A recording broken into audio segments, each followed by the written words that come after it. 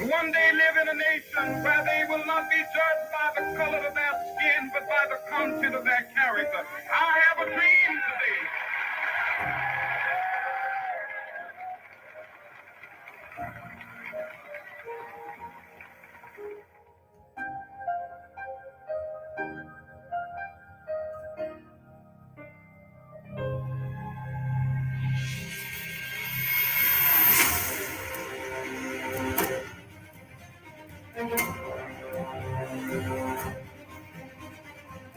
In what will go down in history as the greatest demonstration for freedom in the history of our nation.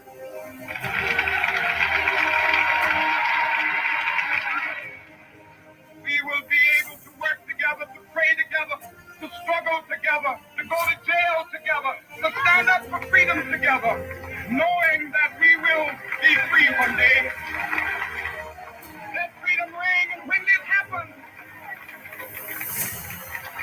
when we allow freedom ring, when we let it ring from every village and every hamlet, from every state and every city, we will be able to speed up that day when all of God's children, black men and white men, Jews and Gentiles, Protestants and Catholics, will be able to join hands and sing in the words of the old Negro spiritual, free at last, free at last, thank God Almighty, we are free at last.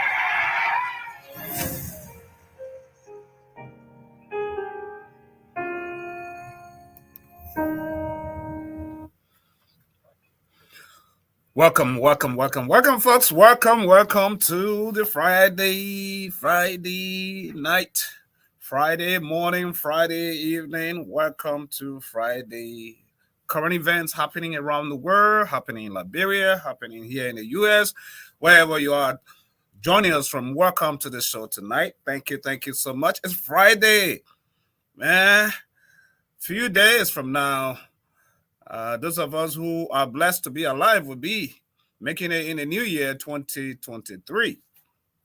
Nope, 2024. What? I died with 2023. Oh, yeah, 2024. My bad. So welcome. This is the Friday edition open mic discussions where we talk everything, whatever's taking place in the country. My name is Sam Gadu. Welcome to this show. All of you who are joining us, wherever you are watching us from, please share the broadcast, share the link. We love you to be a part of the show. Your comments are highly appreciated. You know, folks, join us, be a part of the conversation. It's been a couple of days. We should have been up, but hey, due to illnesses and some of us that are in the cold, you can see jackets. Like me, this time of the year, I really don't like being here in America, because it's cold. I don't like cold weather, and that's why I'm trying to find it quickly, Liberia, so I can enjoy the warm weather. Some of you want to come into the cold. Some of us tired with the cold want to be in the heat. I just love heat. I don't like cold weather. Most people, that's individual choices, and differences of life. But welcome, folks. Welcome to the show. A lot to talk about. A lot to talk about, especially with what's trending in Liberia and with regards to happenings during the course of the week since Monday up to this point. Good stuff's happening, bad stuff is happening. And that is the essence of life. That is what life brings. Life brings good and bad, sadness and happiness. That is what life brings. So if you find yourself in a good, be thankful. If you find yourself in a bad, be grateful as well. Because sometimes God has a way of turning the bad into good. That is the beautiful thing about life. Once you have that full understanding of what life brings, you don't have that control. It is only the creator who has that control, and that's God who has the key. So whenever he starts the key or whenever he puts your car into drive mode, you go. When he says stop, you stop. That is life. The year is almost coming to an end. Today is the 29th of December, AD 2023. But before we get into the politics, man, I just want to challenge you, all of us, as a matter of fact. What has 2023 done for you? What have you been able to accomplish? Now that the year is gone. If you haven't accomplished much, I challenged you for the coming year to be able to have a plan, have a schedule, have a desire of where and how you want your life to go. Because you are the only driver, besides you and God. You are the only driver to your life. So plan better. Normally people plan. By the time it's January, February, people forget their plans. They don't stick to it. But consistency matters. The more persistent and the more consistent you are with your plans, the more achievable they become in your life. So I encourage all of you. Special shout out to my girl who's on her way all the way to Africa today. Elaine. Baby ma, I hope you take care of that baby on the airplane safe. Safe flight. You and my cousin Nami, all of you, and also all of you who are celebrating your birthdays. Celebrating your birthdays for this month. Happy birthday to all of you. Not only birthdays, but even anniversaries. Happy anniversary. It's a good thing to stick it together. Stick it together. Walk through the storms that life brings. But folks, before I get into the issues, of course, most of my colleagues will be joining me later.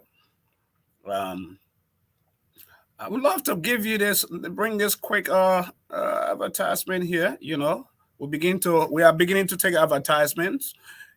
Those of you who want to advertise with us, Talk TV Media on our 5 different platforms or whatsoever, you're more than welcome. You can contact us via our online contact information on Facebook, Twitter, Twitch, or YouTube. You can contact us on the website, www.talktvmedia.com as well. You want some services programs, cover weddings, funeral services. We do all of that for you. Contact us. Yeah. So that's what we do, folks. But before I get into the nitty-gritty and the events of the week, listen to this.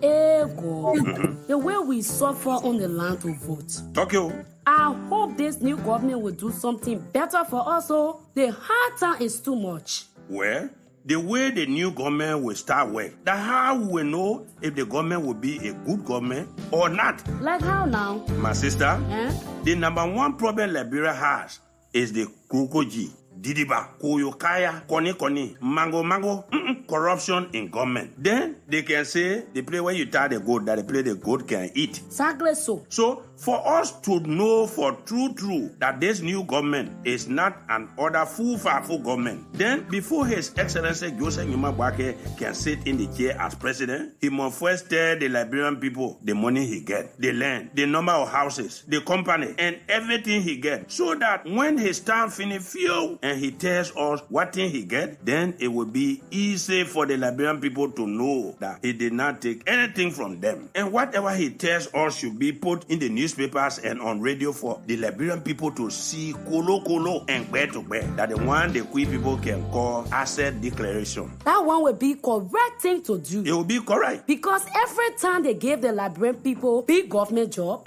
when you look, they can get a big car. Oh yeah. Big horses. Coco. They can have big party. They can use money just like water. Just that they can make matches to get the money. Oh yeah, play. That one, we will not take it. We will not take it.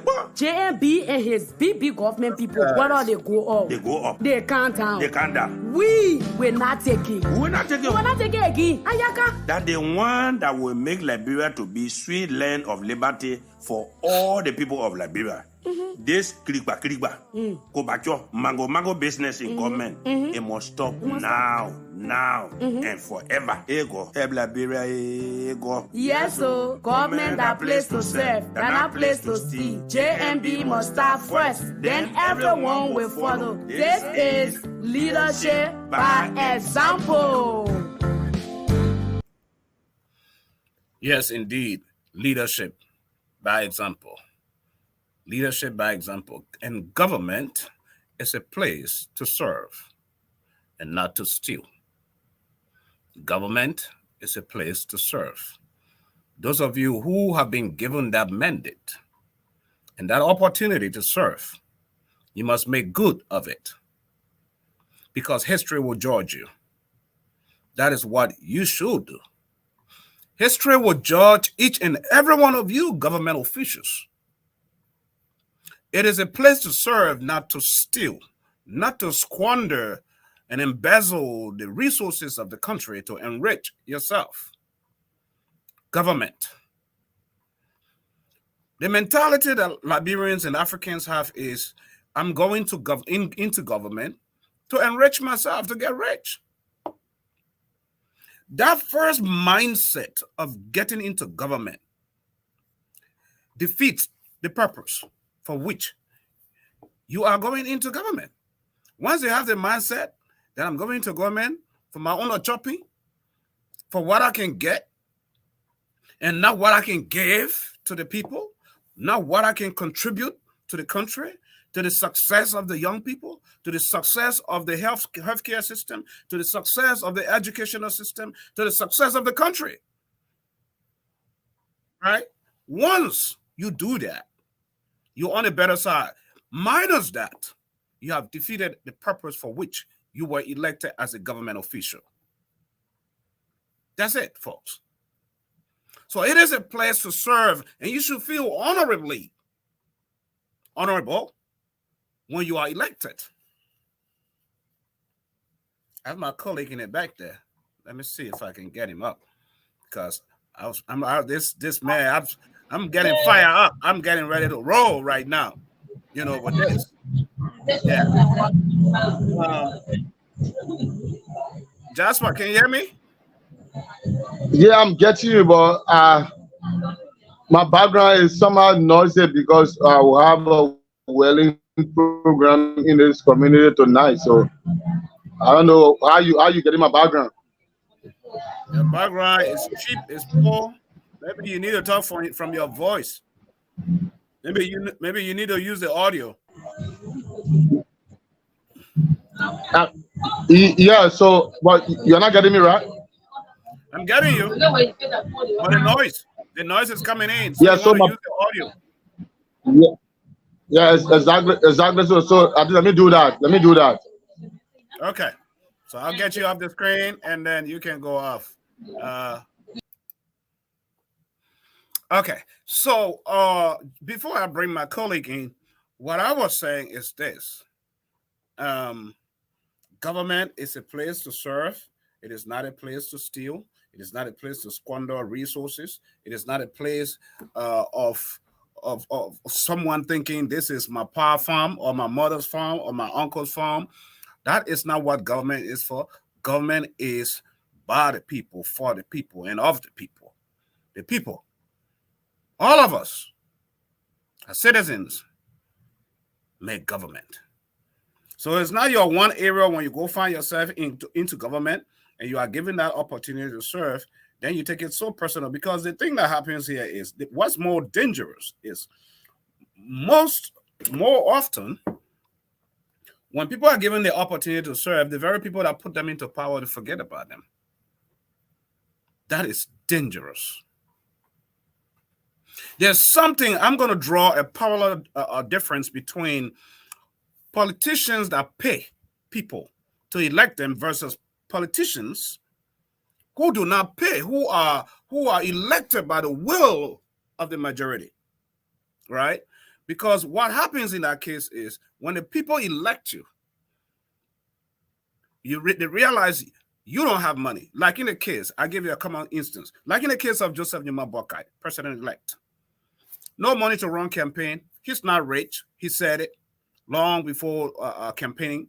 And everything was there. So the people took upon themselves to use their own personal resources to contribute to the campaign, to making sure that this man is elected president. And he was successful. So there's no way Joseph Numa Boakai would sit and think that where he is today is his own doing. So he owed that to the country and the people that put him into power. He owes the country development, good roads, consistent electricity, all of that, you know, good educational system, good healthcare system.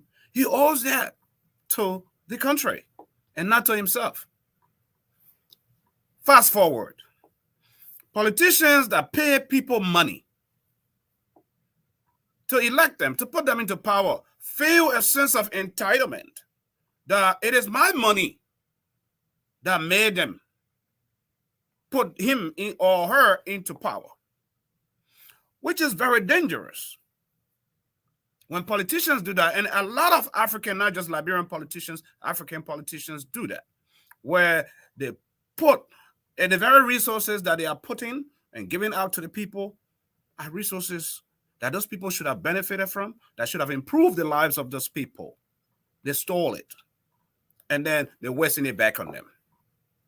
And so when they do that, they get elected, they feel like they don't owe that community or that district or that county, whatever the area of their representation is, they don't owe them anything. So that is why you find them, they live in those neighborhoods or communities, and those communities are underdeveloped. They are not developed because they don't care. They don't have that sense of responsibility as in, I owe these people something. I owe them a safer, clean environment. I must develop this community because this community is the one that got me into power when I never had it at all. This is one of us.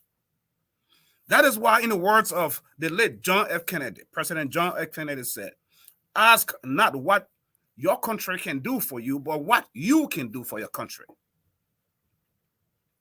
That is it. What do you do for your country? What is in the making for your country? What are you designing now that we have a new elected government coming to take over?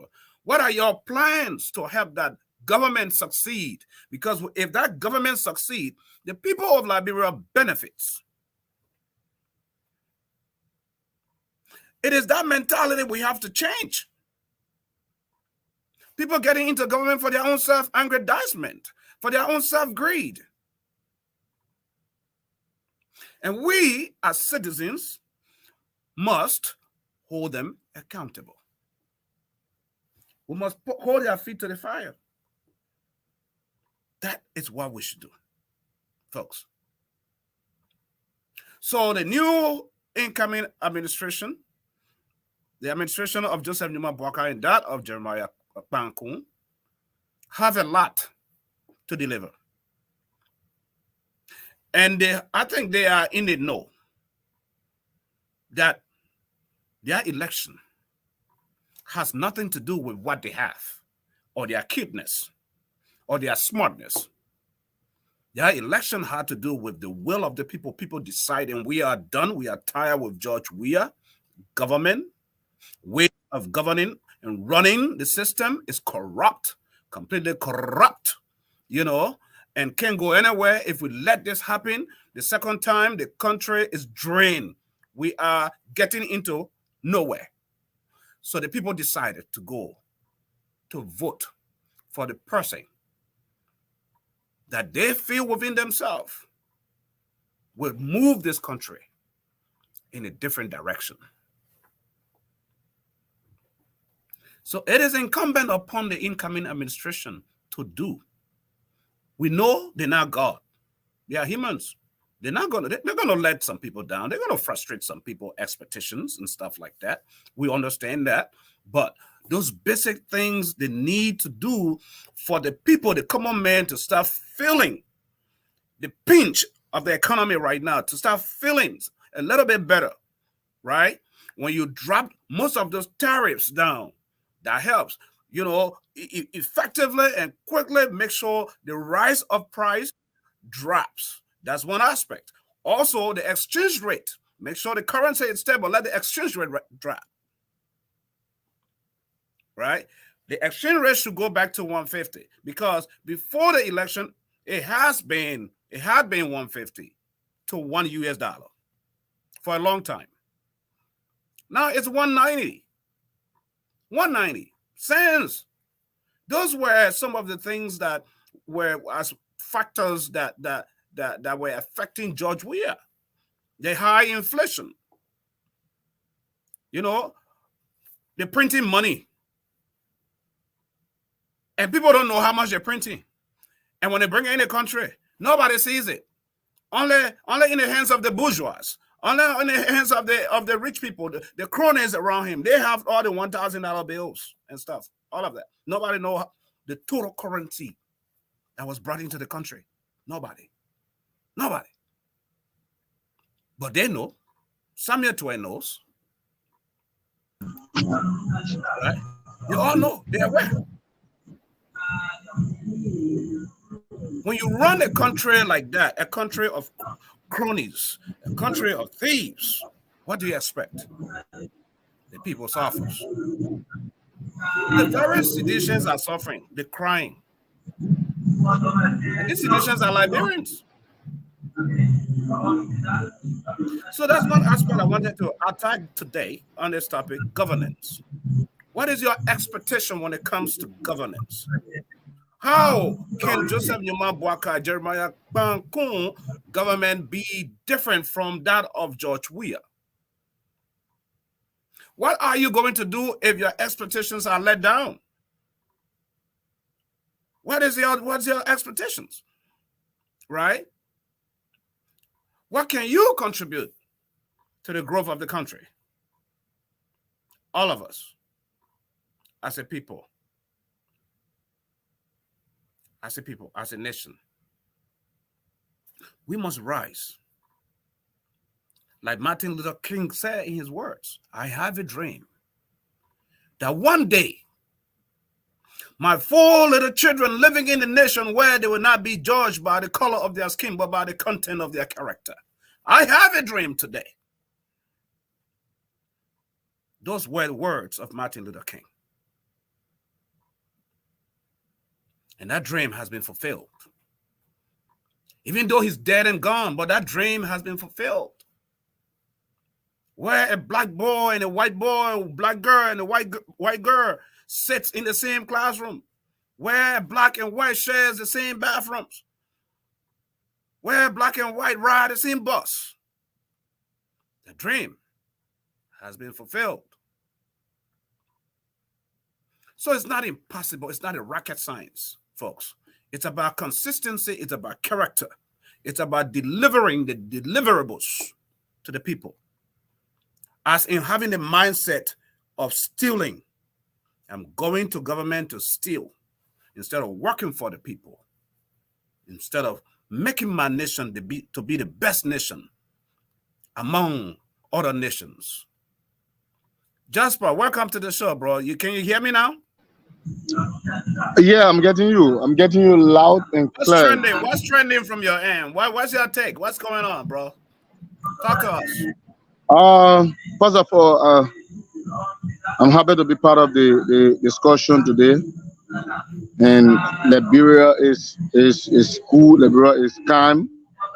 Only the transitional period is a bit difficult for Liberians to get what it's supposed to get. And we those who will make it, those who will not make it. That that's you. And so we fortunate, yeah. But as it stands, Liberia is not conducive as you think or as it is. Liberia people have not been taking pay, and people have not taken pay because of the transition period.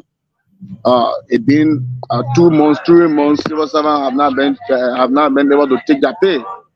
So the new year and the festive season is not really, conducive. It's not festive, huh? Yeah, the festive season is not really conducive as people may expect it to be, in other time. But it's we're trying our best. CEO, we're trying our best. Good, good. Well, the thing is, you touched something that is very, very important, bread and butter stuff for all the working folks in Liberia, and that has to do with the civil servants. Yes, indeed, people haven't been paid. Even today, there was some sort of protest at one of the agencies for almost five months.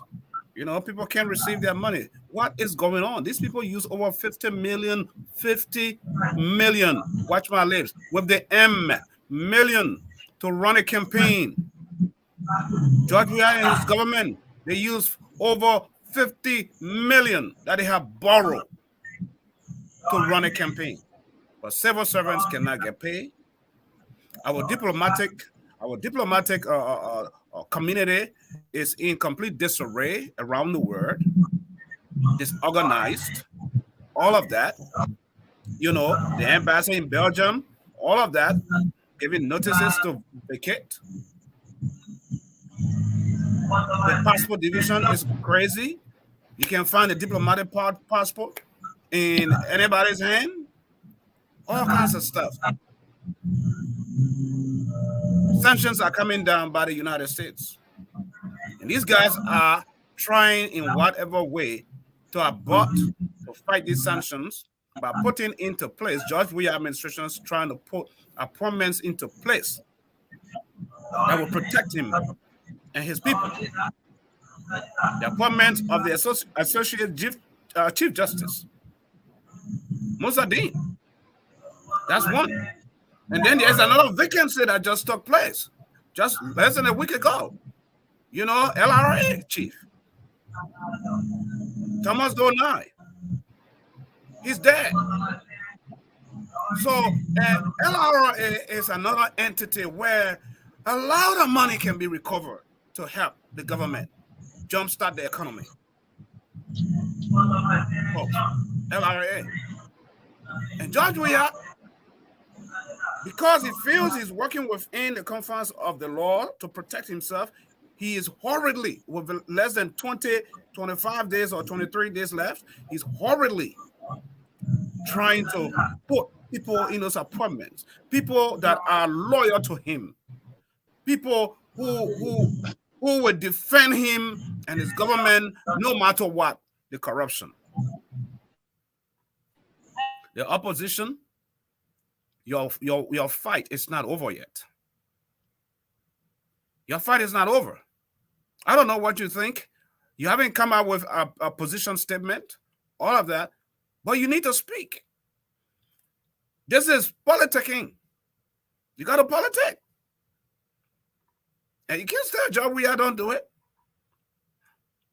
The law puts him in a place where he can make those appointments. But are they necessary now? No, they're not. He's only doing them because he doesn't want to be prosecuted. He doesn't want his guys going to jail or prosecuted either. So the people, the arm of government that will handle all those prosecutorial positions, he's placing them strategically.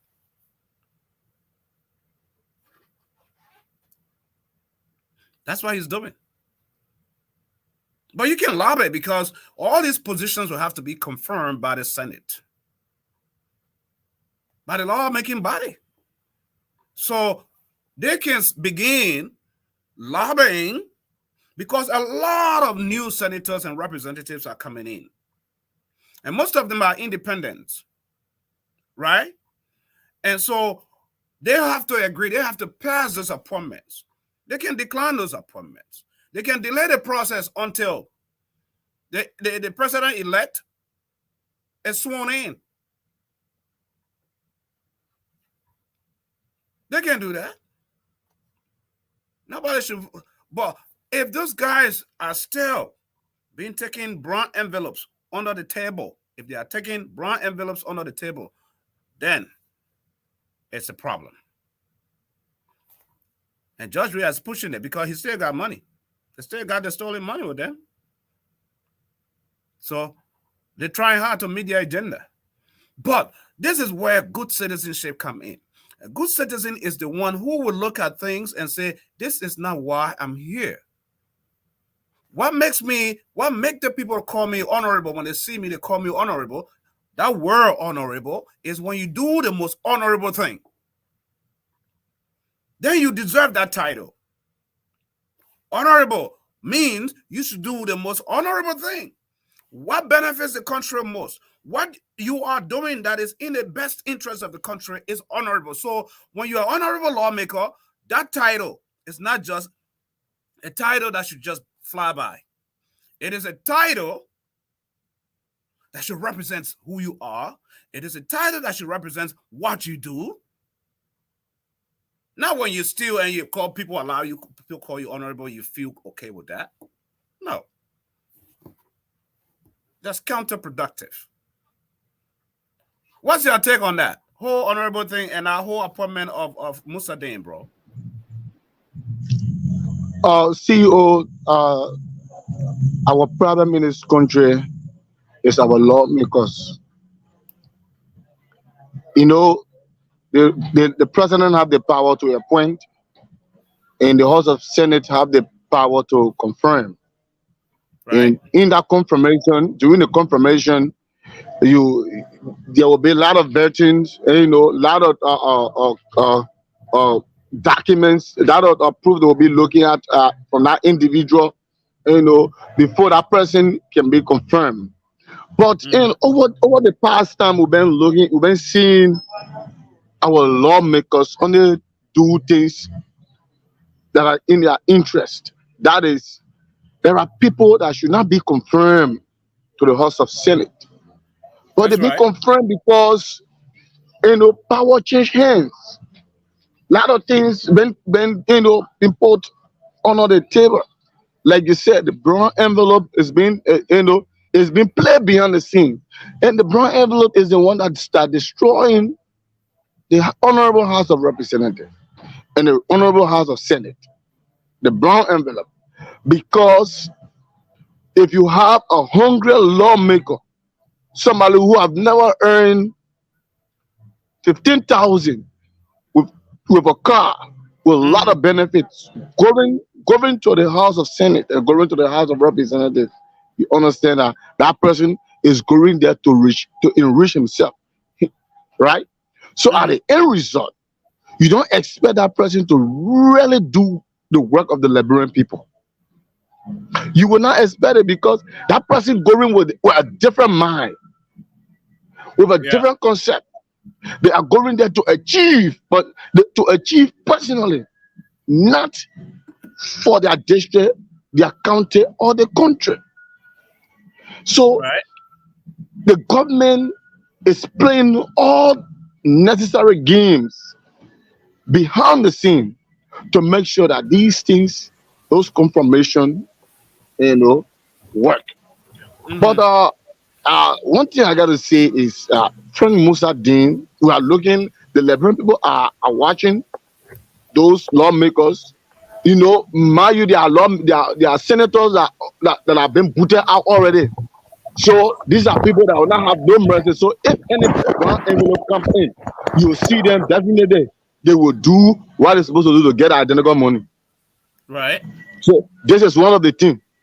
But if this group of if this confirmation hearing was not in the middle of this, during this transitional period, I think so. This confirmation going to be a heated confirmation. Most especially, everybody believe that if Prem Musa didn't be confirmed, somehow, some way, President Weah will be protected in some cases. Because the thing is, there are a lot of cases that may be coming up where the Musa Deen will have to testify. But if he's put in a place where that protects him.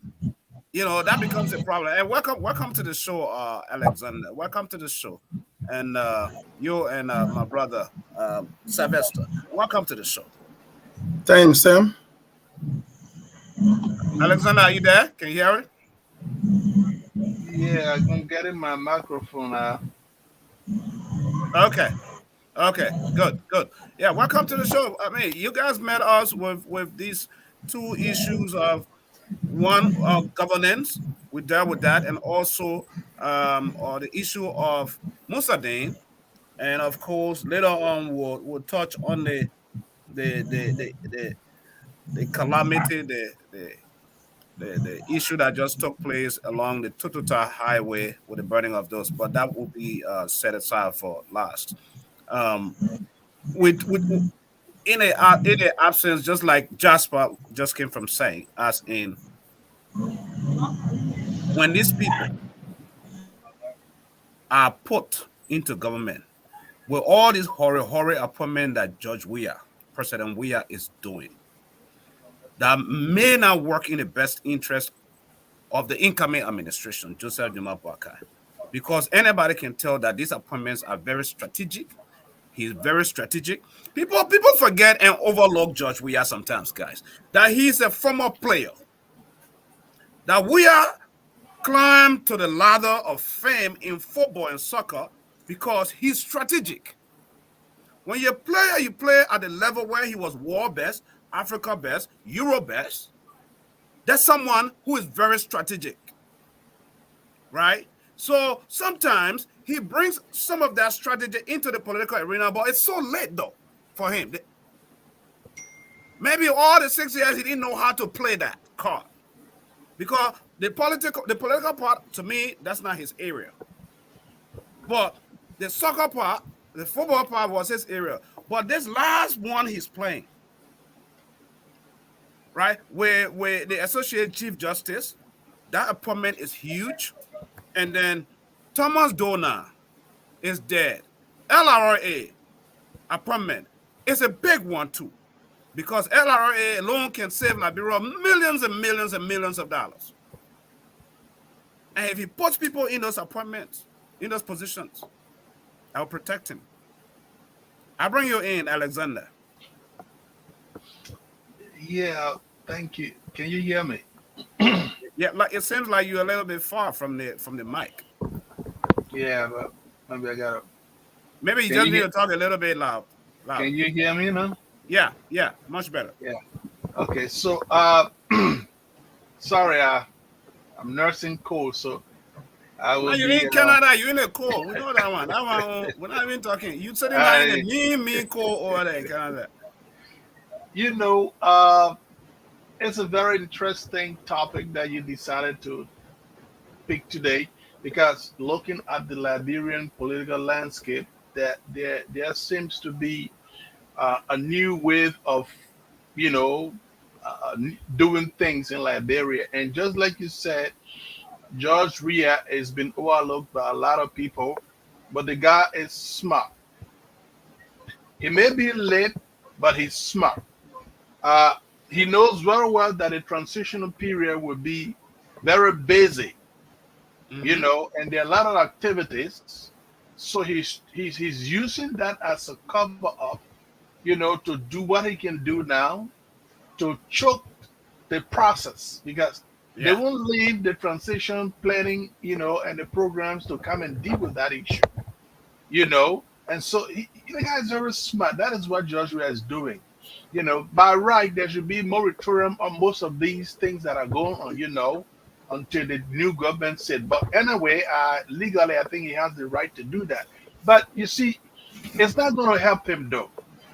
I don't think it's going to help him, because whatever appointment he does, at the end of the day, when a new government sits and there is accountability and people are asked, to give account of what they have done over the period of 6 years, I don't think those appointments are going to help him, because those appointments will not be in a position to cover up everything the other people did, while they were there. So I see those appointments might stay for a period of time, but at the end of the day, there'll be some shuffling, that will go on, and Wow. people will come and people will have to go. And before I turn up to you, I was just telling a friend the other day that this is a rush period. Everybody's going, everybody wants job, but Joseph Barker is a very smart guy. A very smart man. He knows how to do his thing. So the appointments will go. People will appoint people. We nominate people. We suggest and all of that. But that first may be the first 100 years, performance-wise. A lot of heads are going to roll. Yeah, because you're right on that last part. Because unlike George Weah when he took over, Joseph Barker he's not coming in as a novice, right? No. So he's coming with a wealth of knowledge. And I just saying that, I pass that over to you, Sylvester. What's your take about this whole Musa Dean and stuff? No, but let me also add to the issue you guys just talk about. Right. About the way the president is proceeding with the addition or appointment, not only that he's appointing key people, but even at the various level. Before I left from Liberia, by the way, I have a lot of colleagues. I was working as an auditor, so I know what they started doing. One of my colleagues work with RAA was telling me that they are in fact putting more burden on the government by employing more people that were not employed, they were on contract, they employ them fully and increase their salary, and they're tracking everything. But let me just debunk one of the things. I'm not trying to go against what you said. We are smart in the era of soccer. Taking the experience from soccer to bring in the politics are two different things. Like I said there before, when you remember when the census were ongoing, anybody who was Southeast counties, numbers increase. By the Constitution, if you conduct a census, they will have the 10% increment, depending how you have to justify before you can increase. But he increased the number with the plan that when time comes, those numbers were going to happen to win election by starving the ballot boxes. He forgot to know that under our arrangement structure, election structure, we have what they call pool washer. So I told people, I said, this guy is not smart. What this is trying to do is that elementary way of thinking. When the time comes, once we have pool washer, those that are going to vote are the number going to use, and the number going to go against it. And definitely that will happen. I kept saying that. People say, oh, that guy will cheat. He will cheat. I said, if only we don't play our role by sending pool washer. You saw at the end of the day, the issue of pool washer was key. At the end of the day, what we capture. That being said, to appoint somebody like Musa Dean, constitution that he right.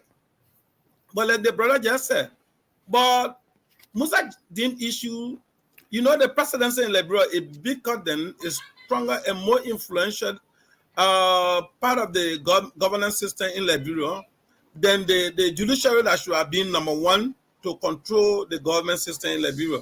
So when the president sits and want anything to be done, he or she can go about it and get it done. What do I mean? Musa Dean can go over there. He can be removed. You remember they removed Cabinet Jala, even though they didn't remove him rightly? Do you think it was right for him to be removed? But Musa Dean got a lot of hurdles behind him, even if they appoint him. He got a lot of criminal things hanging on him. You heard Prince Johnson this morning. In a mother, Prince Johnson had a problem. He did say that there are two key issues that he is encouraging his senator not to support Musa Dean. Why? Look at the key people that were killed, auditors. Like the guy from the RA, they got killed in the car, but they said they were having sex. They said when Musa Dean went at the Capitol building asking questions, that question was never answered. Are you sure that these people were having sex? Can you convince me? Do you have a report? And Musa Dean did not answer. A number of people got killed under his watch as a chief security of the country. He didn't do anything. Now recently we have a Dama issue again, scandal that he's going with. So if even they appoint him, they influence to the likelihood that if the certain government see that he's not fit to be there, they can remove him. Yeah, but let's not. That's one aspect, right? I'm buttressing I just want to ask you follow up too. If you want to follow up, then you'll pick up from there. So when you talk about Musa Dean from that perspective, And I want you to look at the legislature, right? What can they do to hinder his appointment? What can they do? Personally, the legislature, if they are good, they can hinder by delaying. Their error, according to the judiciary law, that's not the fundamental constitution. Judiciary law, I was reading it when this former senator, outgoing senator from Sino, quoted it. Okay, that has to do with the request of Nangbe made. Nangbe did not resign. He did not retire. He had not made the retirement, but he requested for early retirement based on the health condition. So first of all, the president must certify that condition first. But now accepting it or not accepting it. Accepting it, then going through retirement process until that position will become vacant before appointment. You understand? He took the shortcut and appointed. They can go back to delay from that point. You understand? And from that point, if you still go there and qualify him to come back and still meet the time and be confirmed, he still has a problem in front because he's going with a lot of problem into that position. Then we are hearing again that they want to fill the LRA. That's the more easy one. Because Liberia, under the anti-graft, part of what I was working with GSC that used to have tenure, LACC, rest of those things that were created by Ellen when she was leaving from power, just to maintain her people into position. So to repeat them, it's easy. 1. 2, the guy they want to appoint over there has a criminal record already. So he will be one of those that will be investigated. So government will find a lot of ways to set everything up. Because Mayu, Jordan Mabaka is the guy that have worked in government who understands governance system over there. So he going with that experience. I mean, look, Liberian system need to be set up. There are some laws that are very good, but some laws need to be actually reviewed and put that into perspective that will help a governance system. So in doing so, the law will be repealed and put into various but before all of this is done, and that's why I want to bring Jasper in. Yeah, so I mean, there's too many ways that JMB will go, but it will not be at once.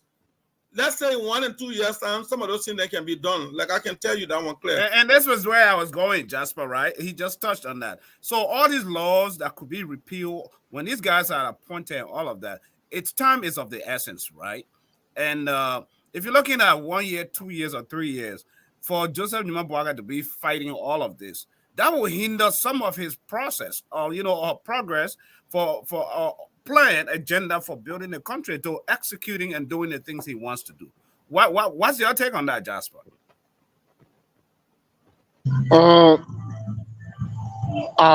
For that reason,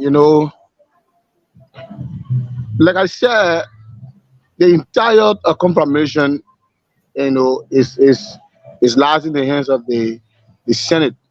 Like I told you previously, before my 2 big brothers came on the show, the problem there is our lawmakers are very greedy. These senators, they have to remember that 15 senators that will be going out, and they are still working. So the 15 senators that will be going out. 11 senators going out. All right, okay. 11 senators will be going out. So you expect the 11 senators, if there would be a brown envelope placed behind them, these people will do all they can to confirm. But our problem here is, if he's been confirmed, there are a lot of hindrances, it will bring to the growth and development of the new government that will be coming in. Right. During the prosecution. But the only thing, Mr. Newman, said is, he can be removed, but it's a process also, because once the person go there, for him, that position is a tenure position. So if you're taking him from there, that means once he be confirmed, whatever benefit he's supposed to get within the time he's supposed to be there will be paid, we are paying all before he be taken from there. Right. It will be a battle. It will be a battle at the Supreme Court. Understand the removal of Cabinet Janet. It was not an easy thing. There were a lot of things that played behind the scene before he been removed. And it was also so the only thing I can say is the lawmakers should see reason. They should see reason not to hinder the progress of this country if they compare Musadin, in an identical position as an associate justice minister. That's yeah. That's a good way to look at it. That's Sam, yeah. Let me play some bar advocacies. The placement of Musadin on the seat also, for me, I won't see it too danger like compared to the guy to LRA. Why? Because Musadin, even if it's placed there, every decision made over there is by election. Remember, the Chief Justice have to go into election, so he may not dominate. You remember it happened in the case of even in America when this our former president Donald Trump appointed somebody on that seat, and there was an issue that he thought he was going to be protected, and it went against him. And you understand? But that's not the issue we're discussing here. What we are discussing here is the man who they want to appoint on the position. He has failed as chief security of the country over time. It's not possible to have people like 5 professional auditors with number of other innocent civilians that were killed, and one day we could not catch the culprit. That means it was something that was considered and somebody within the government that did it, and that's why they could not come up with the names of those that did the killing. That's the only way, because the Liberia population is so small that once you commit a crime, the security have the power to get the person that commit the crime. But only under this regime that we saw permanent people, a lot of innocent civilians were killed, we could not arrest anybody. That means there was a cover-up within the government in which he's supposed to have done the arrest. So you can't look at somebody and then go put it on the kind of bench as an associate justice. That's one point. You heard what Prince Johnson said. The last one Prince Johnson said, I didn't tell you. During election, you remember you heard something, a fight that took place in Nima. When one Thomas Kiyangpa's son name mentioned, Prince Johnson said he received the text earlier that they should not go to the town. And he decided that he must go there because he's a senior politician in Nimba, so there was no reason that he could avoid going there. He and the vice president-elect. But when he received that, he forwarded the text to what? To the senior chief justice, minister of justice. Then this guy who they nominating, that he needed security. So the only thing they is I think 5 police officers were armed. And if 5 police officers plus the 2 he had and the vice president-elect had 2, so they joined them, they went into the town. But meanwhile, the guardians still attacked them, the fire gun, singer barrel, and a lot of their people got hurt. Prince Johnson said, I got the control over him. I could go after him, but I decided not to do so because if I'm going to do so, I'm going to fight my own people. So I left it and filed in the former complaint. Guess what? The justice minister did not find any solution to the problem, but called me to appeal to me that I should forgive this guy who mobilized people to carry on the act. I said, is this what you want from me? Is that the man of God will agree? But legally, it doesn't mean you cannot come up with a solution. So thank you. This guy is who will penetrate nothing. He did not find solution to anything. Then you go put him on the seat where you will be making decisions for the country. And you understand? Thank you about that. For that, let me bring you in, Alexander. We saw earlier this week the president-elect Joseph Nima Boakai and his vice president-elect as well got certificated, and we listened to his speech. That's him right there, as you can see. This is something most Liberians were waiting for. What the old man doing in America? What is he doing? Why is he wasting time? They killed the old man, they bury him, they're trying to mango stuff, and the pundits, the critics, they did whatever they could, that's Jeremiah Kuhn right there as well. And the old man went and we watched this certification. And when he was given the chance to speak, in his speech, I haven't seen anything that, from anything different from what he was saying on the campaign field versus what he's saying now. Consistently. He is still being consistent. Normally, when you see politicians run a campaign and they win, they begin to change, to He's like shift. changing that too, yeah. What's your take with all of this that's happening? Do you think that Joseph Numa Boaka really got something that we don't have a full clue or understanding of when he takes over for him to execute, to deliver to these promises?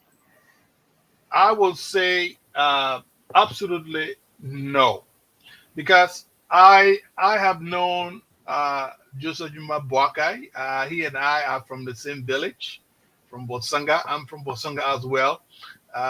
His house is just across the way from me. But you know what happened is that I know this man from the time we were little. You know, he worked with LPMC. I remember.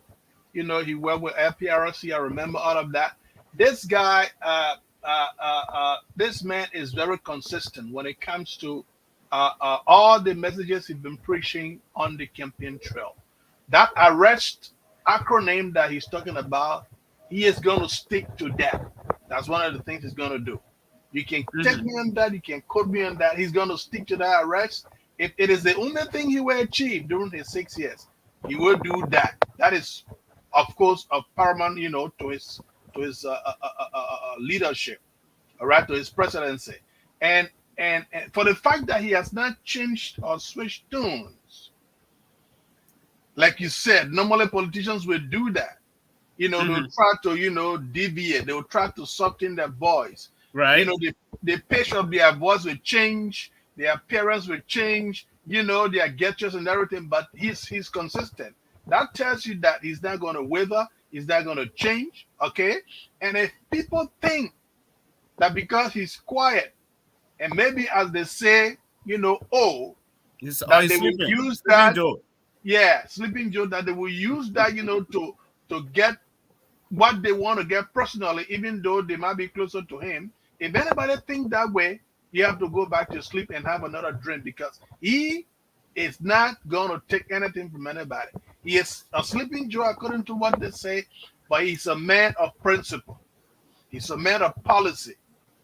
And for the fact that he has not changed his tone now, when he came to the U.S., he didn't change his tone. He said the same thing. He repeated it. He went back to Liberia during the, you know, the program. You heard it. He said it.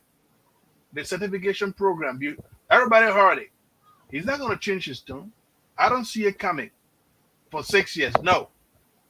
I don't see that coming, because if I remember, before I came to the U.S., in 2014, I think I went at his house in 2012, 2013, or somewhere around about. And I understand, I can still remember vividly, we were talking, and he was, you know, he mentioned some things that he had passion to implement, you know, but because as a vice president at the time, you know, he didn't have the political willpower to really bring those things to the forefront, you know. And I think most of those, you know, things that he's been talking about, the passion he has for Liberia, he's going to do that. He's not going to change. So if you say that, that leads me to asking you this. Then I will go to Sylvester, right? That leads me to this. Look at that picture I'm bringing on the screen. I see it. You see George Weah.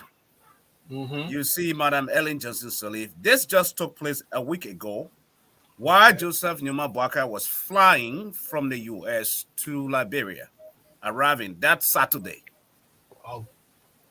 at the PHP Park luncheon. Madam Sirleaf is always saying, from the day she's declared that she's not going to support Joseph Numa Boakai presidency, she has been sidelining herself with George Weah, even up to this point. Up to this very point. And the evidence is right there. We are yet to hear, if any of you guys have heard that, please correct me. I am yet to hear Madam Johnson Sirleaf congratulate Joseph Numa Boakai election as the next president of Liberia. Even this gone certification, right? I'm yet to hear him, to hear her say anything publicly or to the media in whatever shape or form. Do you think Madame Salif still got cards?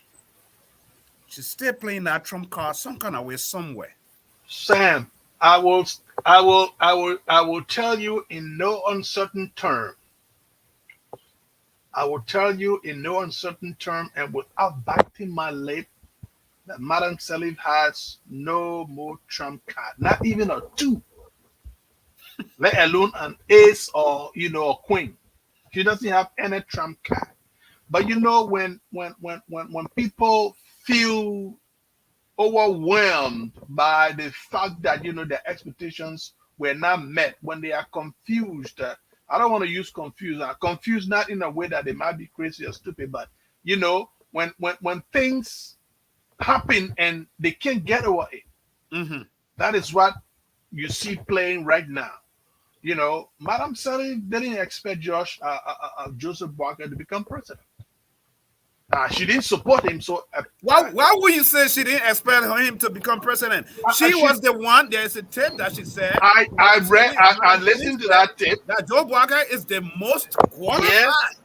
Yes, I listened to that tape. I listened to the tape. But for the fact that she did not even support him.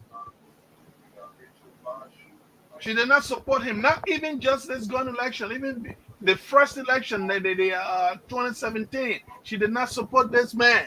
Could it be a personal hatred or what? What is it? Whether personal or not, the fact remains that she cannot get over it. That this guy has become president against all odds. She played all her cards. You remember, if you follow politics in Liberia, you will know that she filtered into the political landscape a lot of candidates for the same reason, to make sure that Joseph Boakai, probability of becoming president is reduced.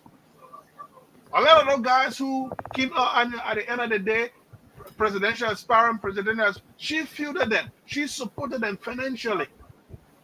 Even this guy from Lofa, the late Harold Modiba's son, she supported that guy. Clarence Modiba, putting the two of them at loggerheads.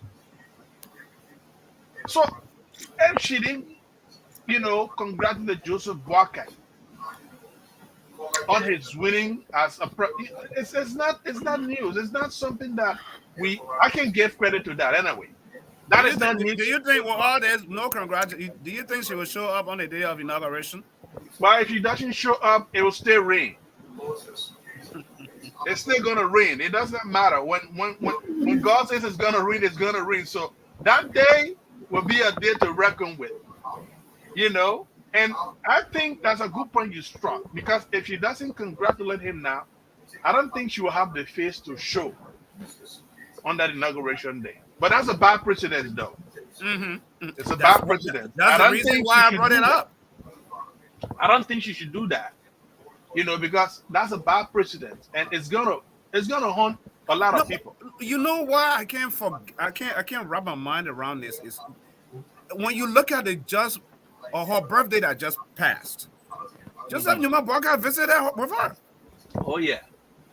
And give her flowers. Visit her with her to congratulate. I mean, tell her happy birthday. Oh yeah. At her home though. Oh yeah. But she's not reciprocating the friendship, the favor. What kind of friendship is this? She's not doing it. Sylvester, what kind of friendship? What kind of friendship is it? That only you can do for me. That only I can reciprocate. Let me address some issue you were asking about GMB. Some concern you raised about GMB, whether or not, as he promised doing campaign, whether he will fully implement all of the campaign promises. Look, right? GMB is a human being, but there are two things here. For me, I've been doing GMB since 1982 when I was in Shello, Nissersbury. And not too well until 1985 when they appointed in 83 me as Minister of Agriculture. I took part in election 1985 when I voted for the lady for her to be Maserado Senator Ellen Johnson Sirleaf. We used to be the poster boy, very young. So I've been following politics, but Ellen is one person who believes whatever she says, it should be it. It's not only Joseph Barker, he's doing it too. She's doing that to me. If anybody can recall, one time Chatila said it. Chatila, as wicked as he was or he is that when you're talking about wicked politicians, it's that Ellen is more than man. The only that she wore women, excuse me for royal panty, say, but she is a woman that when she says something, she will have to follow it and she makes sure she implement it. She promised Chatila that she's going to go after Chatila until she was the one that made sure that Chatila is in jail today. You will not believe it. Yeah, that's a good point. That's a okay. Good one. So she brought it to another man. So what they remind me was the campaign between Donald Trump and Hillary Clinton. Hillary Clinton made Joe out of, Donald Trump made Joe out of Hillary Clinton. He said, I will beat you, and fortunately he beat. When he started with Joe Biden, Joe he said, hey, I'm not Hillary Clinton. This is a mistake you're doing. He said, I am Joe on the stage. There's a Joe that Erin had done to a lot of people and promised whatever she promised, it came to pass. But it didn't happen to Joe Biden because Joe Biden, he's not just a politician, but somebody who live with faith. I'll start with him. You will be worrying about something and you'll say, but ambassador, because that's the name we normally call him. That thing they will look at and say, look, we'll win, we'll do this. So all they know you can be here around, will soon calm down. He gave me more courage. In a month that I have courage about winning the election, but every time I sat by him, he gave me more courage. JMB is blessed for whatever he promised to do. You know that, you and myself know that. Among several politicians in 4 years, 1985, he was denied being vice president. You know that.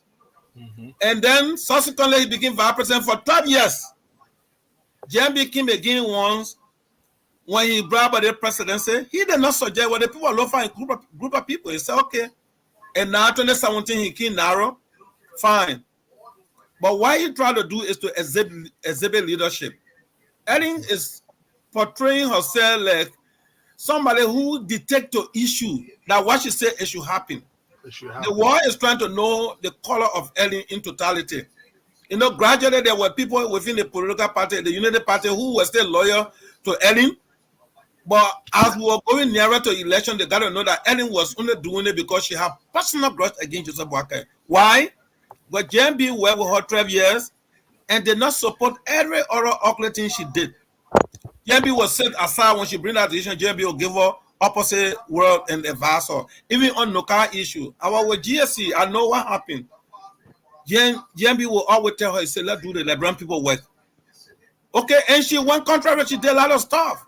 The son was involved in a lot of criminal things at Noka. JMB called her ball. Now, 2010, 2011, selling the one in South Africa now.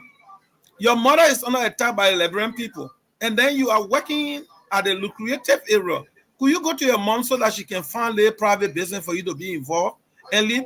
That boy almost insulted this president-elect today. And he said, okay. So what do you think if Ellen will support JMB with all of this thing? What her fear? Her fear is JMB knows a lot of stuff about her regime aware.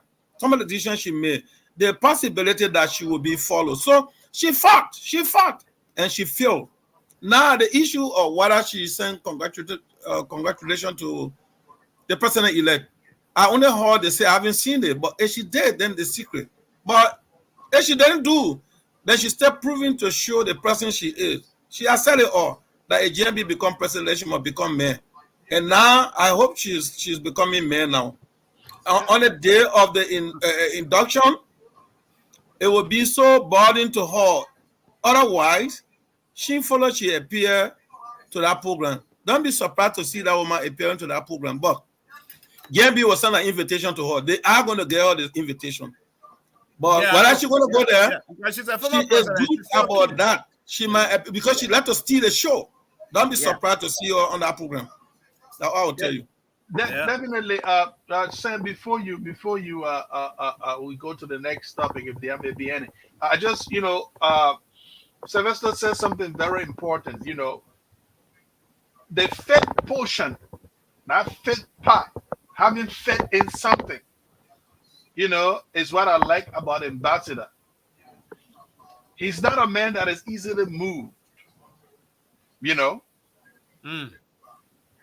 if you read the Bible in Proverbs 25, the Bible tells us about what? Being good to even your enemy. That is what he did, and what is that he does.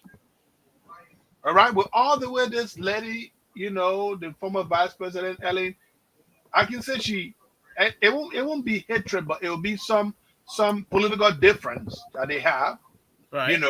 way of doing things. I think there where I would draw the line. He still does good. So if you do that to somebody, you have a clean hand. No matter what they do, no matter Yeah. what they do, it's Yeah. They hard for won't them to succeed. get you. Yeah. The man hands are clean. I mean, it's just that's it, plain and simple. So she has failed, and the best thing she can do, like brown people say, small shame better than big shame. Tell the man, my man, congratulations. Nobody is too big to say sorry to somebody else. But as you create a political, my friend can say political conundrum. Yeah, and it become a problem that will be very difficult to solve, which of course shouldn't Wow. be that way. But I mean, Yeah, that's yeah, it. That's it it's about. politics. We'll sit and watch it. We'll follow it. We'll discuss it. We'll talk it. And folks, those of you who are just joining us, this is Talk TV Media Network. With you today is Sam Gadu. Follow Sam Gadu and J. Alexander F. Fumba II and Sylvester Numa. Jasper Lofa Peking just left us. I guess he's suffering from data issue. Your manager, you call yourself manager, and you're not getting data LRB. So that one we'll find out. We'll talk that one later. But I want to call him a manager, and he's managing the data. Man, the whole country director, man. The man getting bad data, man. Yeah, man.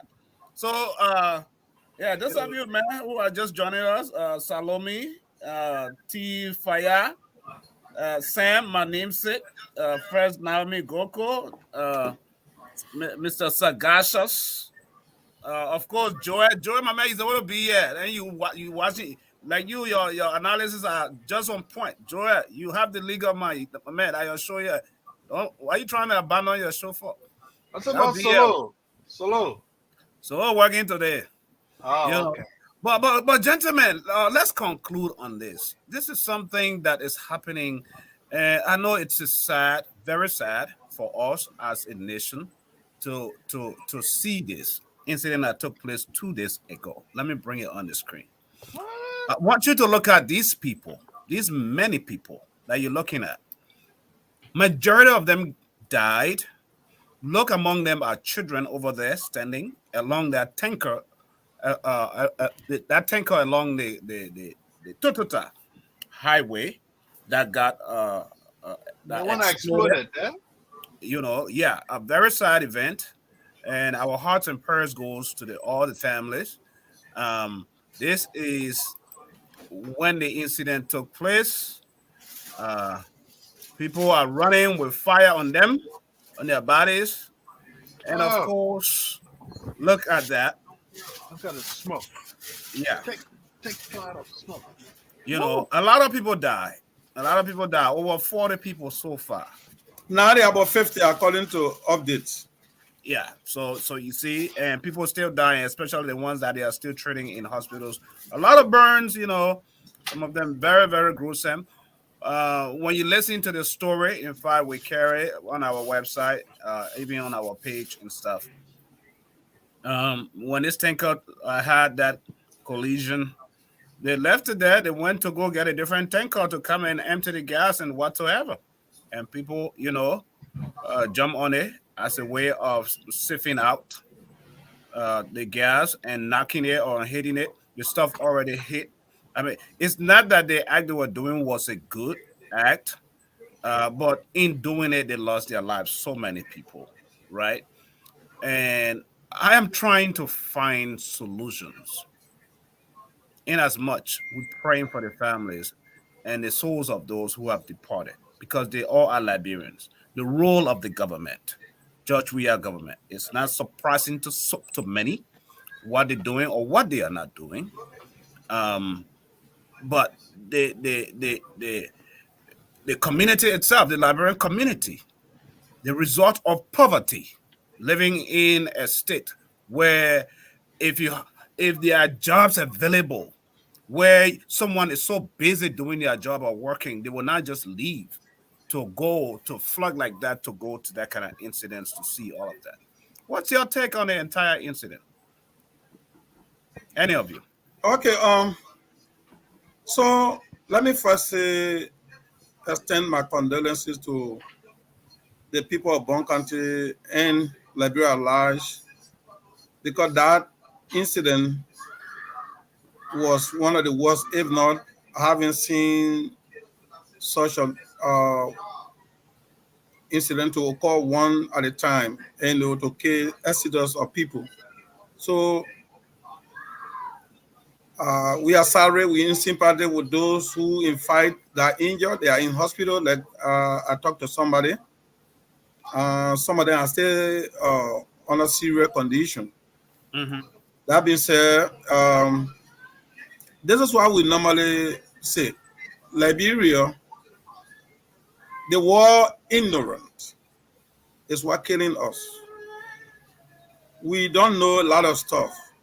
Even our officers that are trained and they give them the uniform to wear, the fire service, the police, they should know about the prevention of these things. Whenever you see a situation of this, like a tango had an accident somewhere, Right. there should be a quick action to prevent further destruction, life and property. But that was not the case. And then the citizens that said they are not aware that when you have a tango falling, that where you have a gas, that when it's exposed, it will take large area and it has the power to destroy a lot of people. They didn't know. A lot of them didn't know. If some of them knew, then they may have forgotten, but they didn't know. Majority didn't know. So they took it away, sent in fact there is the desperation in our country, hunger, and then they took the time to go and look for something to get money and provide food on the table. And now I see what happened to them. But it gave a lesson as well. We as new Liberia, a new government that come into power, like I read the written document the president-elect sent out this morning. He emphasized everything. He tried to talk about the preventive measure for future, what have you all seen there? And while he was there trying to extend sympathy and condolences to the family, he did mention something that we need to look at key, that his government need to really, really put into consideration. Fire service need to work with the police to make sure that they put control in that area so that such a thing can never happen. But there should be an investigation. Normally, when you say about investigation in our country, people talk about witch hunt. Even we, the auditor, when we audit people, the people think, oh, that we should know. We audit for one of the best or most important thing we audit is to test control, to see whether policy put in place, system put in place, those policies are working effective. So that when they are not effective, we recommend, we do recommendation to avoid, further fraud or some hard risks in the future. So the same way that the president-elect they mentioned today in the letter, that there should be further investigation into the accident to provide preventive measure tomorrow so that it can occur. So I hope relevant agencies and those who will be put in their authority will really study and take necessary steps to make it more improved. That's what I can say about what happened to Tututa. What's your take? Yeah, quickly. I think Sylvester just said most of what I wanted to say. I just wanted to add to what he said. And first and foremost, our condolences go to the families that are bereaved. It's not good news, and for it to happen in a single incident is like Sylvester said, I don't think it has happened like that before. The war situation happened, that is different. But even that, it was, deaths happening here and there. But for people to die like that, at a single incident, we are sorry for what happened, and we in sympathy with the bereaved family. Quickly, I just wanted to strike 2 points before maybe we wrapping up. Wrapping up. One of it is quickly the issue of ignorance. I've also talked about it. When things like that happen, authorities should cordon the place off, set a perimeter, so to speak. So that people won't come near, because the probability is that it could explode, and it did explode. That's one of the things I want to strike. Maybe we can deal with it. What you talked about is so evident. Even here, if there's any incident, and law enforcement shows up, police, whatever, they do set a perimeter first. Perimeter, So a lot of education needs to take place. That's what I'm coming to. When they say community policing, that's one of the things they should be doing. When they say police and community relations, they should educate people. When it comes to hazardous situation like a house is burning, you see people going, they want to see. A plane could fall. Yep. Something could happen and somebody could die. It's not worth taking your life. Educate the people. Tell them there are certain things that are happening even in your own house. Safety is first. People should be educated. And just to add to that, Alexander, when you look at today, just today, on the same Kakata Highway, look at this. Let me show you this. An accident took place. Oh, not this one. Today, just a few hours ago. I'm still trying to gather a taxi, and a motorcycle. Today. Overtaking. Which part of the area? Around Kakata or Kakata? Going to Kakata, between Kakata and Monrovia. Oh yeah, too many curves. Yeah. So you see that. So when you see a vehicle, the area should be after Todi reaching around Mauritius. When you see a vehicle like that, and talking about how most of our people can protect, right? It's because since we don't have a lot of fire police like we do here in the Western world and stuff, fire stations all over the place where in less than 5 minutes they show up. By fire extinguishers. I'm in my office. I have a fire extinguisher. Here is one, right? You can buy the small one or one this size, put it in your car, travel with it, or one in your house. It helps. Because sometimes we find houses or properties have been burning down. Same information. Yeah. It's in our law and regulation as well in Liberia that before you even register, you have to show sample or a receipt of extinguisher for every car. Extinguisher, right? Yeah, but then the enforcement is poor. That's the problem, Sylvester. That's the one I wanted to say. And another thing, quickly, Sam. Let me just jump in quickly. Another thing is the Ministry of Transport. I don't know who's responsible for implementing that regulation. That regulatory part of the law. The Ministry of Transport, fire service. Yeah. And also, what I'm talking about is, how do these cars pass safety checks? Yeah. What happened to that truck? Did it lost control? Was it brake problem? Was it an old truck? How long has it been on the road? You don't do that. What information is done. I thought you were talking about the fire service, but when you're talking about the water now of the vehicle, is the Ministry of Transport that take that responsibility. Yeah, they have it in their manual. They do have it in their manual. They go sometimes once in a while. You used to see them earlier in the area. You go to the police will take you to some hill to see before they give you your document. You see your car claim here. Do what they want there. The one who do your smoke test. No, to check the brake, to check all of this. But they don't do it now. The very house that you and I live in, the very houses or apartments. That's bad though. You have everything from America. Yeah, we have it over there, but we don't implement it. Waterside Hill. You know that hill from Waterside going up to Yeah, that roundabout, the road that goes from Waterside towards Ministry of Education, between Ministry of Education and Finance, the old Ministry of Education. I don't know if it stayed there. That road, that Randall Street area they talking about. Randall Street, a truck broke loose from there one time, going down the hill, no brake, kill people, destroy property. Yes, I was there that day. I was on that very street. Good thing I was on the side trying to buy a pair of shoes. Those cars, what do they do? What are some of the check and balances they put into place? Nothing. But even a 40-foot container will leave with a truck with a very old truck will get a 40-foot container. Very good. And come in town way to climb. Yeah.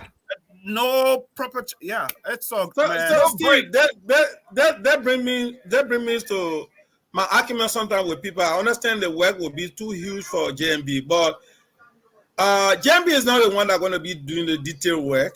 No. That's the people that JMB is going to appoint. Must be serious minded people that have idea about these things. So when they appoint you, you should be able to make your checklist about some of the activity you're going to do as a police director. What are some of the safety that you know? As a fire service person, what are some of the safety that you know? I guess it's based upon that even my former auditor general suggested that some professional area, there's a need to interview people, to review them, to know whether they know the area or their credentials are correct. Because you and I know right here in America, when they go to order you, they go to interview you, they interview you on the understanding of the job you're going to do. Are you going to do it? Not just because you got a qualification, but what is the competency that include your skills? What have been your experience in doing the kind of work? Suppose you have a situation like that, how do you handle it? People need to be questioned. People need to be reviewed. Then when you got people, everyone is sample. All GMB have to be doing is to review the account. Very good. How the person doing? How the person doing? If you're not doing that, come on, quick, let's remove you and look for a competent person. You'll see people will pick up. So there are jobs to be done, but we can do the job. We can do it. That's Seriously. what I said from the beginning, Sylvester. That's what I said from the beginning. The first 100 days. After that, a lot of hairs will roll because people want to be people will roll and sit down. And what the thing is simple. Let's say, for example, you go to school, right? You have a copy book. Day 1, you wrote on the first page. Day 2, the second page. By the end of the first period, what happened? You have almost half of that book filled with what? Writing. All right? All the pages are full. It's simple as that. You have a piece of job to do. Day 1, make sure you achieve something. Yeah. But the people will sit down supposedly for an entire month, a whole year. They won't do a thing. Let me tell you, they don't read. Let me tell you, I'm working in the people. I work in government. They don't read first thing.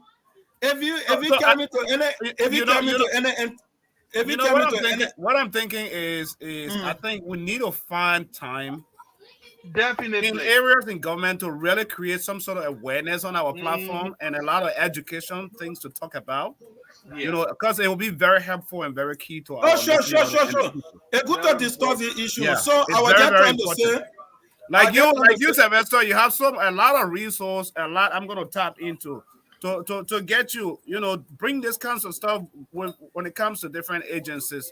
Now that our time is fast spent, So we can really let me just pay one minute or maybe a few seconds. So when they appoint you, for instance, you're going as I already have an accounting background. For instance, you're appointing me to an area that is a financial area. The first and foremost you have to go to the ad that created that entity and read the ad. Under the ad, they will tell you the responsibility of that entity. Those are things you're going to know. Then you can stand there and catalog some of your activities. Immediately what you're going to be doing after they put into power. Day 1, what you're going to start on. Day 2, where you're going to start. You made your plan. Look, everybody will be somewhere with some good grade. But people will go into the job without caring. Even when they go to that interview, they will not respond to technical questions. They will not answer them, but they will stay confounded and they'll go and take C. You expect that person to get the job done? No. Look at what the finance minister, deputy finance minister did the other time. He went to a hearing with his hands flying. No paper. How can you do that? A professional man like you. Well, think Liberia. Think Liberia, anyway, build Liberia, love Liberia. Yeah. That's it, folks. I mean, we have to really come and we have to scatter, then we will put them together. That's what we have to do. So we'll do a lot of discussion. So I mean, that's a good thing. I think we can do. We're gonna do a portion. We're gonna take sector by sector, sector, and see how we can. I think that's a good way to go. All right, folks. There you have it.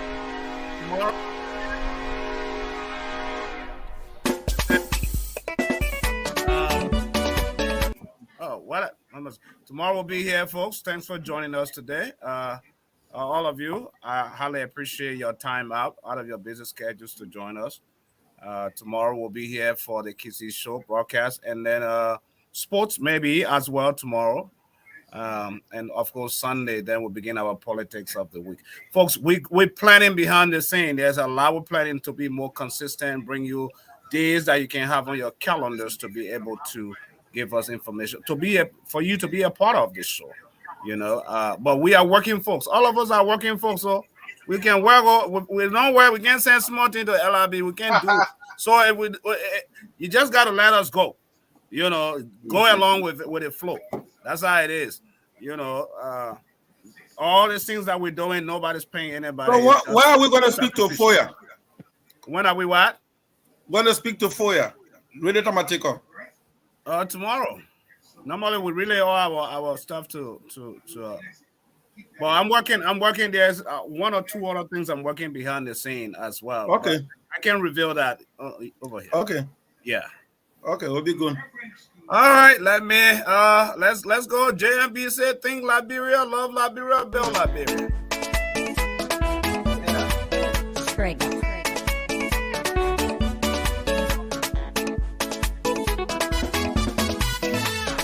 Think Liberia, love Liberia, and build Liberia. Just like I said. If I know. Think Liberia, love Liberia, and build Liberia. Just like I said so. I mean, we gotta turn up without sports thing. Is it a soccer court? And build Liberia. Just like I Yeah. said so.